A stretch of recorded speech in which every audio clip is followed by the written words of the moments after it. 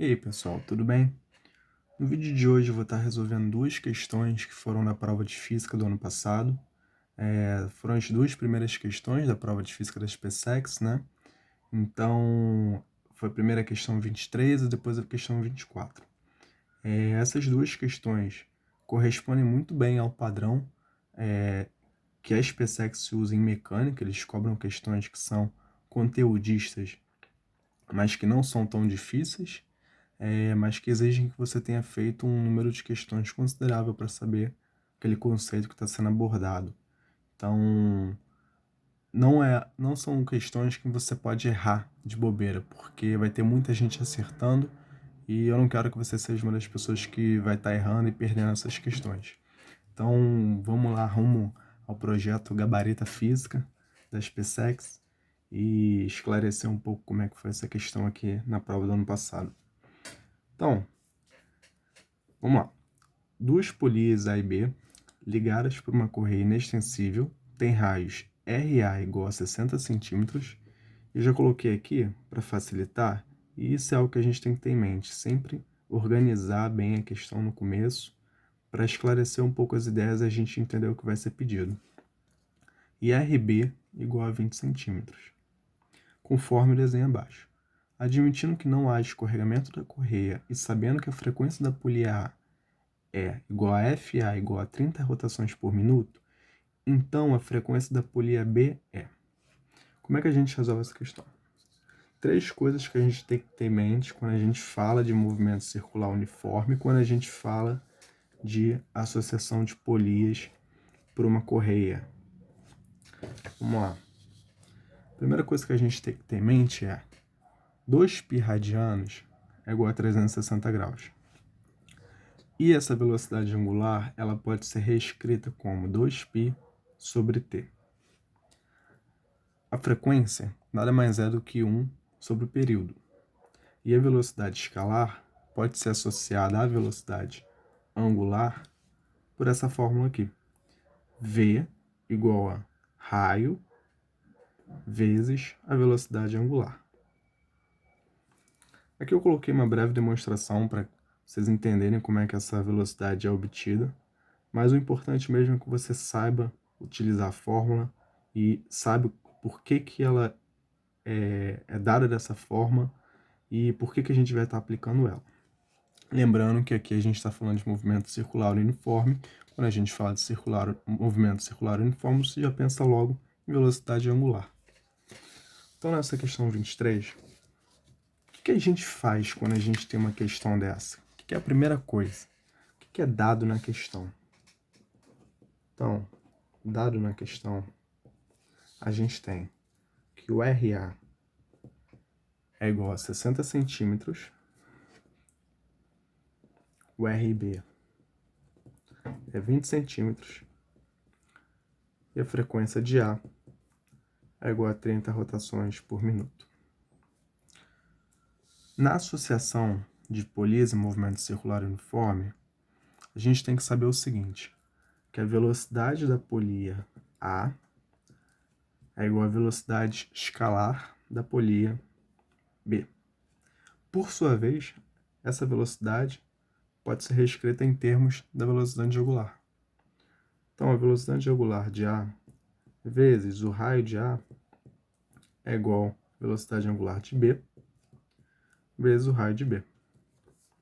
Mas ele não me dá a velocidade angular, ele me dá a frequência e o raio. Como é que a gente pode colocar essa velocidade angular aqui e aqui em termos de frequência? Através da seguinte relação. A gente sabe que uma velocidade angular ela pode ser reescrita dessa forma aqui, 2π sobre tempo. Mas eu também sei que a frequência é igual a 1 sobre t, que é o que aparece aqui. Se a gente tirar esse 2π, isso aqui nada mais é do que 2π vezes 1 sobre t. Então, essa velocidade angular ela pode ser reescrita da seguinte forma, 2π vezes f, porque isso aqui é igual a f. Então, colocando aqui na fórmula de volta, eu sei que 2π vezes FA vezes o RA é igual a 2π vezes FB vezes o RB. Pô, mas eu tenho 2π dos dois lados, então eu posso cortar esse 2π aqui com esse 2π aqui. Ao mesmo tempo, se eu for olhar aqui o que foi dado na questão, eu sei que eu tenho esse RA, eu tenho esse RB e esse FA. Essa frequência de A. Então, posso escrever essa equação da seguinte forma. 30 rotações por minuto vezes 60 centímetros, que é o que foi dado na questão, é igual ao pedido, que é o que eu quero. Vou escrever aqui pedido FB, frequência de B, vezes o Ra em B, 20 centímetros. Posso simplificar, né? Esse 20 com esse 60, que é igual a 3, e eu vou ter que a frequência de B é igual a 90 centímetros. Perdão, 90 rotações por minuto. Esse é o gabarito da questão, gabarito letra D. Agora vamos para a próxima questão, que é a questão 24. Essa questão trata de polias, né? Associação de polias na dinâmica. Então, o sistema de polias, sendo uma fixa e 3 móveis, encontra-se em equilíbrio estático conforme mostra o desenho.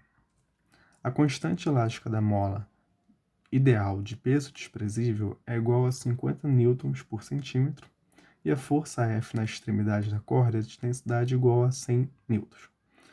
Os fios e as polias iguais são ideais. O valor do peso do corpo X e a deformação sofrida pela mola são, respectivamente. Então vamos lá. Seguindo o nosso procedimento, o que é dado na questão? Eu sei que a constante elástica da mola é igual a 50 newtons por centímetro. E já me deu a constante dessa mola aqui. E a força F na extremidade da corda é de intensidade igual a 100 newtons. Então esse F aqui é igual a 100 newtons. O que é pedido na questão? Ele me pede o valor do peso P do corpo X, esse peso aqui, e a deformação sofrida pela mola, ou seja, qual é o X, qual é a deformação.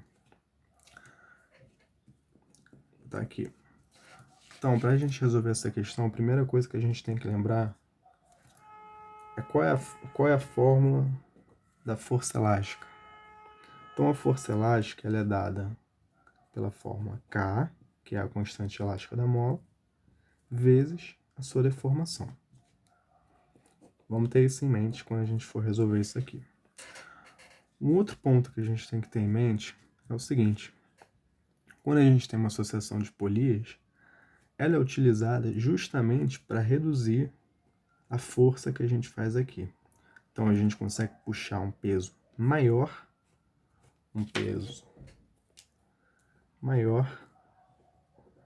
com uma força menor. Então, isso já responde alguma coisa na questão. Então, a gente sabe que a gente vai ter que obter um peso com um valor significativamente maior do que a força que a gente está aplicando. Então, se fosse o caso aqui no gabarito, nunca poderia ser um valor de força menor do que o que é dado, do que o que ele está puxando, né? Então, nessa primeira situação aqui, essa força ela é repassada para esse fio ideal e ele vem para cá valendo 2 vezes a força. Já aqui, ele é repassado para esse fio ideal e vem para cá valendo, não sei se ficou muito ruim aqui de entender, 4 vezes a força. Então a gente sabe que quando vier para cá, vai valer 8 vezes essa força.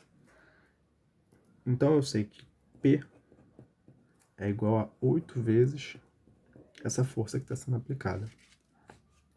Então, o valor do peso de x é justamente 8 vezes a força F que é dada, que é igual a 100 newtons.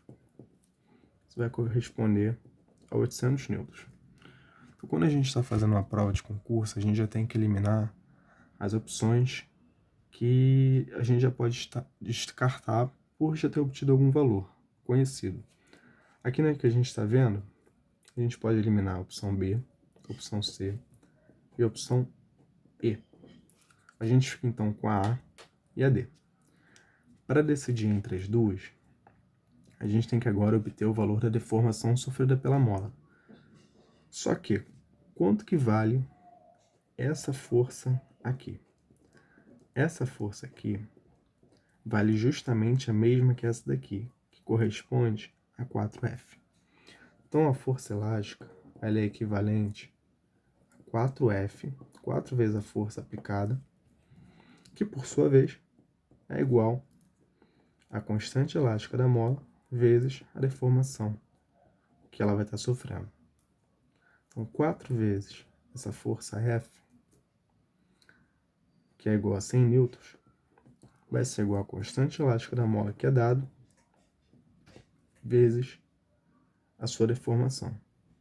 A gente tem que sempre que lembrar em atender as unidades. Então, essa minha força aqui está em newtons. Essa constante elástica está em newtons por centímetro. Então, qual que vai ser a unidade no SI dessa deformação? Perdão, no SI não. Qual que vai ser a unidade dessa deformação X? Vai ser justamente em centímetro, porque é o que está a nossa constante elástica. Então, a gente pode cortar esse 50 com esse 100, que vai equivaler a 2, e essa deformação vai ser justamente igual a 8 centímetros. Qual é a opção aqui que a gente tem 8 centímetros? É justamente a opção D. Um peso de 800 newtons com uma deformação elástica de 8 centímetros. Gabarito letra 8.